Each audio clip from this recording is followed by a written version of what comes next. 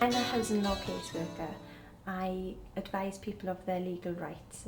I can speak to the council, the landlord or other agencies on their behalf, and if needed we can represent people at court. I think the biggest mistake people make is thinking the Shelter Cymru provide accommodation, which isn't true. A lot of people think that we go out to speak to people on the streets and offer soup and blankets. Shelter Cymru don't do this, but we do fight to try and ensure that everyone has a safe place that they can call home. We advise on all types of housing problems. The majority of our work deals with homelessness. You don't have to be sleeping on the streets to be classed as homeless. You can be sleeping on a friend's sofa, living in an environment where you're at risk of violence. But it's not just homelessness that we deal with. We deal with all housing issues, including landlord problems. For example, if you have a problem with your landlord, if he's trying to gain entry to the property using his key without your consent or refusing to do repairs that need doing in the property, then we can help you with that. We also help if you can't pay your mortgage and the mortgage company are trying to repossess the property. We help everyone and anyone, regardless of your age. You could be single, family, elderly, disabled. However, if you are under 16, we will have to refer you to social services, but we'll make sure you get the help you need. No, Shelter Cymru are a housing charity who provide free advice. We receive money from the Welsh Assembly and also from the Legal Services Commission and other bodies. We also rely heavily on donations and the profits from our fundraising efforts. Shelter Cymru run over 100 advice surgeries in Wales. They can ring 0845 075 5005 or alternatively you can look up our web address at sheltercymru.org.uk. If you come to Shelter Cymru for support and advice, don't be afraid. We're here to help. We will listen to your problems and do our best to solve it as quickly as possible. We don't judge people and our doors are open to all. Don't be ashamed to ask for help.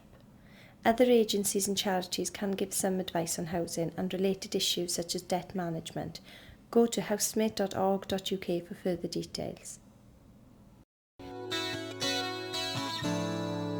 No, the majority of people are housing law caseworkers, but there are a lot of people doing a variety of other jobs. We carry out research to see what causes homelessness and bad housing and try to find ways to resolve the problem. We train others to learn more about housing and educate young people to make them aware of homelessness issues. We also draw politicians' attention to the importance of building homes that people can afford. The law makes it difficult to help everyone, and that can sometimes be frustrating and disheartening. It's rewarding and satisfying when you help a person secure accommodation and you know that they're sleeping somewhere safe tonight instead of on the streets. Beth came to see us at our advice surgery in Carmarthen. She is 20 years old and has a baby girl. She was renting a 2-bedroom property from a private landlord. The only heating in the house was in the living room. There was no heating at all upstairs. They had been living and sleeping in the living room over the winter months and Beth's daughter developed breathing problems because of the cold. Beth came to see Shelter Cymru for advice. We contacted the Environmental Health Department in the council, who went to see the property and ordered the landlord to install heating in other rooms. Unfortunately, the landlord did not want to do this, so asked Beth and her daughters to leave. Beth had been made homeless, so we advised her to make a homeless application to the council. The council accepted it, had to help Beth and provided her with suitable accommodation. David is 19 and single and lives in a council property in Caernarfon. There were a number of problems in the flat. For example, the toilet was not fixed properly to the floor and was leaking. The cover was missing from the shower, so it was only possible for him to have a bath. And there was damp in the living room ceiling after a leak in the flat above. He had complained to the council a few times, but nothing happened.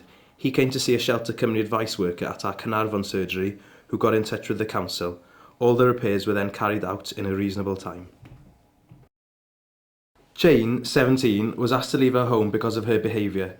She was pregnant by her boyfriend, but her mother didn't approve of him. When she went to the council to apply as homeless, they said she was intentionally homeless.